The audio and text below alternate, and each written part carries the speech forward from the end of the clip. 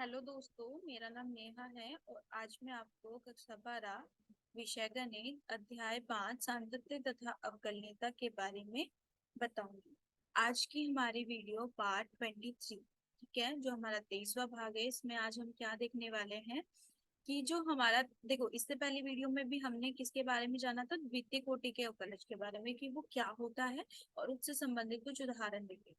ऐसे ही आज हम कुछ और उदाहरण देखने वाले हैं, जैसे एग्जाम्पल 40 एंड 41। तो आज का वीडियो हम स्टार्ट करते हैं, जो किससे संबंधित है, सेकेंड ऑर्डर डेरिवेटिव से। तो सबसे पहले उदाहरण नंबर 40। देखो, इसी प्रकार हमारे पास एक, जैसे हमने अभी कुछ प्रश्न देखे थे इससे पहली वीडियो में, उसी प्रकार हमारे पास यहाँ दे रखा है y बराबर 3 e की घात 2x प्लस 2 e की घात 3x।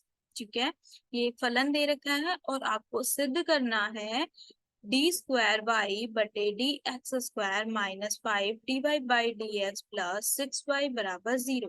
मतलब इस पूरे का मान 0 है, ये आपको सिद्ध करना है। देखो, यहाँ से एक चीज समझ आ गई, क्योंकि ये दो बार क्या हुआ है, इसकी घात 2 है, मतलब कि ये द्वितीय कोटि का अवकलज है ना, कि दो बार हमको उसका अवकलज करना पड़ेगा। यहाँ से ये चीज हमें समझ आ रही है, डी स्क्वायर वाई है तो इसका मतलब ये द्वितीय कोटि का अवकलज है। तो इससे हमें क्या करना होगा, दो बार इस पूरे फलन का अवकलज करना होगा। तो इससे क्या हो जाएगा कि जब हम पहली बार इसका अवकलज करेंगे तो हमें यहाँ से d Y by D x मिल जाएगा, फिर दूसरी बार करेंगे तो d square y by D x square मिल जाएगा। तो हम इसको ऐसे भी कर सकते हैं कि इनका अलग अलग मान प्राप्त करके यहाँ पे मान रख दें, तो हम इसको 0 सेट कर दें, या फिर हम इसको हल करके देखेंगे कि क्या हम सीधे सीधे हल कर रहे हैं तो क्या हमें ये मान प्राप्त हो जा रहा है। तो देखते हैं कैसे करते हैं। सबसे पहले आपको ये दिया हुआ है y बराबर e की घात 3 e की घात 2x प्लस 2 e की घात 3x। तो सबसे पहले आप क्या करोगे, इसका प्रथम प्रथम कोटि का अवकलज प्राप्त करोगे। उसके लिए आप इसका क्या करने वाले हो, x के सापेक्ष अवकलज करोगे। तो जब आप y का x के सापेक्ष अवकलज कर रहे हो तो आपको क्या प्राप्त हो रहा है, dy बाई dx। ठीक है, y का x के सापेक्ष अवकलज dy बाई dx होता है 3 e की घात 2x। देखो, अब ये जो घात है ये गुना में आ जाएगी आगे, है ना। जब आप इसका अवकलज करोगे तो ये क्या मतलब कि e की घात x, ये आपको पता है कि e की घात x का x होता है, e की घात x होता है ना। तो e की घात x मतलब कि यहाँ पर x के स्थान पर 2x है, तो e की घात 2x का e की घात 2x होगा। फिर आप 2x, क्योंकि अपने आप में एक फलन है, इसका दोबारा से करोगे तो 2x का क्या होगा, x का 1 होता है, 2 उसके गुना में है तो 2 आ जाएगा। तो इसीलिए 2 की गुना जब 3 के साथ हो रही है तो यहाँ पे आ गया 3 दूनी 6, और e की घात 2x का क्या होगा, e की घात 2x होगा। इसी प्रकार e की घात 3x का जब आप करोगे तो e की घात 3x होगा। फिर आपने 3x का दोबारा करा, है ना, 3x का दोबारा करना होगा जो घात है, तो इसका क्या होगा, x का 1 होता है, उसके गुना में 3 है, तो ये क्या प्राप्त हो गया, 3 प्राप्त हो गया, मतलब 3 प्राप्त हो गया। फिर 3 की गुना इस 2 के साथ हो जाएगी तो ये क्या हो जाएगा, 6 हो जाएगा। तो यहाँ से क्या मिल गया, 6 e की घात 2x प्लस 6 e की घात 3x मिल गया। ठीक है, तो यहाँ देखो दोनों के साथ 6 है, तो अगर मैं 6 बाहर ले लूँ तो यहाँ क्या मिल जाएगा, e की घात 2x बटे प्लस e की घात 3x। तो ये आपका प्रथम कोटि का अवकलज आपके पास प्राप्त हो गया। अब आप इसको, क्योंकि आपको द्वितीय कोटि का चाहिए, तो आप एक बार और फिर x के सापेक्ष इसका क्या करोगे, अवकलज करोगे। तो आपने दूसरी बार जब इसका द्वितीय कोटि का अवकलज करा, दूसरी बार इसका अवकलज किया, तो क्या प्राप्त हुआ। अब देखो D Y by D X का अवकलज क्या होता है, डी स्क्वायर वाई बटे डी एक्स स्क्वायर। तो ये तो इसका अवकलज प्राप्त हो गया। अब आप इसको हल करोगे तो देखो, जैसे आपने अभी देखा था 6 तो बाहर है, मतलब इसको कर लेते हैं। देखो 6 तो बाहर था, अब आप इसके बाद इसका कर रहे हो, e की घात 2x का क्या होता है, e की घात 2x होता है। फिर 2x का आप दोबारा कर रहे हो तो यहाँ से आपको क्या मिल रहा है, 2 मिल रहा है। तो 6 की अगर गुना 2 के साथ करेंगे तो 12 हो जाएगा, 6 दूनी 12 e की घात 2x। अब देखो ये क्या है, 6 e की घात 3x, तो इसमें भी e की घात 3x का आपने दोबारा किया, e की घात 3x मिल गया। फिर आप 3x का दोबारा करोगे तो आपको 3 मिलेगा, है ना। तो 3 छंग 18 होते हैं, तो यहाँ पे क्या मिल गया, 18 मिल गया, और e की घात 3x। अब देखो इसमें से भी सिर्फ 6 ही को बाहर लिया जा सकता है, तो आपने 6 बाहर लिया, 6 दूनी 12 e की घात 2x प्राप्त हो गया, और यहाँ से 6×18 होते हैं, तो 3 6 बाहर चला गया, 3 यहाँ आ गया, 3 एक की घात 3x। अगर आप यहाँ से भी करना चाहते हैं तो यहाँ से भी देखो 6 बाहर ही रहेगा, एक की घात 2x, एक की घात 2x होता है, 2x का 2, तो 2 e की घात 2x आ गया, प्लस यहाँ से e की घात 3x, और 3x का करोगे तो 3, तो ये कितना मिलेगा, 2 e की घात 2x प्लस 3 e की घात 3x, ये आपको प्राप्त हो गया। अब देखो इसको आपको हल करना है, तो अब आप क्या करोगे, आपको ये मान चाहिए है ना, तो आपको क्या है, जो जो मान आपको प्राप्त हुए हैं अगर आप यहाँ पर रख दो तो आपको आंसर मिल जाएगा। तो देखो d² y का मान आपके पास ये मिला 6, 2 e की घात 2x प्लस 3 e की घात 3x, माइनस अब देखो dy/dx ये है, 5 की 6 के साथ गुना हो रही है, तो 5×30 आ गया, और इसका मान ये था, यहाँ पे ये आ गया, प्लस 6 ये आ गया। अब देखो अगर अब देखा जाए तो ये सारी चीजें क्या हो जाएंगी, इसको जब आप एक दूसरे के साथ हल करोगे तो ये सारी कट जाएंगी। कैसे, देखो e की घात 2x है, यहाँ पे भी 6×12 होते हैं और 6×18 होते हैं, 18 और 12 को जब जोड़ोगे तो वो क्या मिलेगा, 30 मिलेगा, और 30 e की घात 2x, और ये माइनस 30 e की घात 2x है, तो कट गया, 0 हो गया। फिर 6×18 होते हैं, e की घात 3x, और 6×12 होते हैं, 12 और 18 फिर 30 हो गए, तो ये जोड़ मतलब धनात्मक है, और यहाँ पर माइनस मतलब ऋणात्मक में 30 e की घात 3x है, तो ये दोनों कट गए, तो आपको क्या मिल गया, पूरा पूरा 0 मिल गया, और यही आपको सिद्ध करना था। तो इस प्रकार भी आप कर सकते हो कि इसका मान क्या करो, इनके मान निकाल कर इसके स्थान पर रख दो, तो आपको जो बायां पक्ष है आप इसके बाएं पक्ष को हल करोगे तो दायां पक्ष आपको मिल जाएगा। ठीक है, इसी प्रकार एक और उदाहरण दिया हुआ है, इसको देख लेते हैं।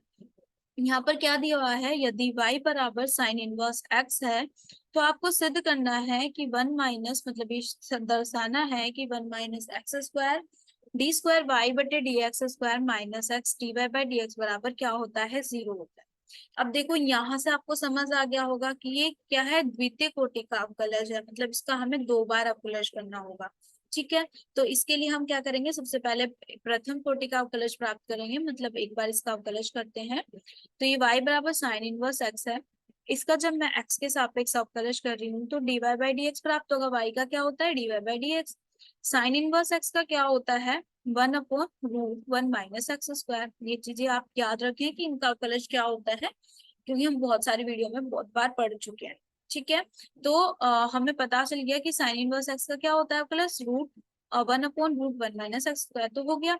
अब हम इसका द्वितीय कोटि का अवकलज प्राप्त करना है। ठीक है, तो हम क्या करेंगे, सबसे पहले इसके गुना इधर कर देते हैं, तो ये क्या हो जाएगा, √1 - x² dy/dx बराबर 1 हो गया। ठीक है, अब इसका दूसरी बार करोगे तो d/dx दिस मतलब 1 - x² dy/dx, मतलब इस पूरे का क्या हो रहा है, अवकलज हो रहा है, और ये 1 जो है 1 का करोगे तो 0, क्योंकि ये अचर मान है।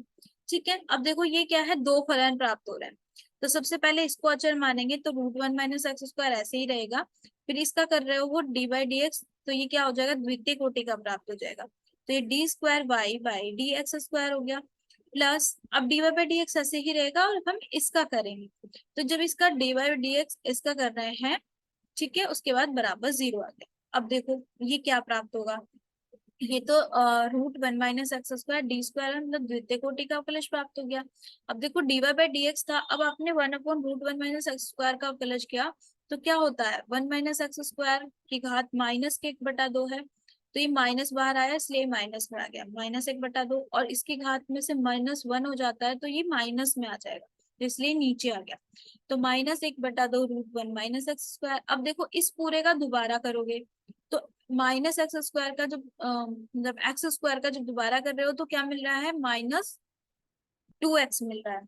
ठीक है, अब देखो ये प्लस में था, इसका करा तो माइनस में मिला, अब इसका दोबारा कर रहे हैं तो यहाँ पे क्या मिला आपको, 2x मिला। ठीक है, तो इस 2 से ये 2 कट गया, तो यहाँ पे क्या आ गया, dy/dx 2x बटे 2√1 - x², मतलब इससे 2 से 2 कट जाएगा, बराबर आपके 0 हो गया। अब देखो इस √1 - x² की जब आप इसके साथ गुना करोगे, मतलब इसका क्या ले रहे हो, लघुत्तम समापवर्तक, तो इसके ये आधा और ये आधा मिलके पूरा बनाएगा, तो 1 - x² आ गया। और ये द्वितीय कोटि का अवकलज मतलब d²y/dx²। और यहाँ पर देखो इस 2 से ये 2 कट गया था, और यहाँ पे सिर्फ x प्राप्त होगा, तो x/dx, और जो ये इसके भाग में आया है आपके पास 1 - x², ये क्या होगा, इधर 0 में जाके 0 हो जाएगा। तो आपको देखो क्या चाहिए था, 1 - x² d2y/dx² minus x dy/dx का मान 0 चाहिए था, जो कि आपका यहाँ पे सिद्ध हो चुका है। ठीक है, तो इस प्रकार आप इनको हल कर सकते हैं कि आपको अगर द्वितीय कोटि के अवकलज में आपको समीकरण दे रखी है, तो आप 2 बार इसका अवकलज करें और उसके बाद इसको जो आपको सिद्ध करना है वो आप सिद्ध कर सकते हैं। ठीक है, अब देखो इसका दूसरा तरीका भी है हल करने का।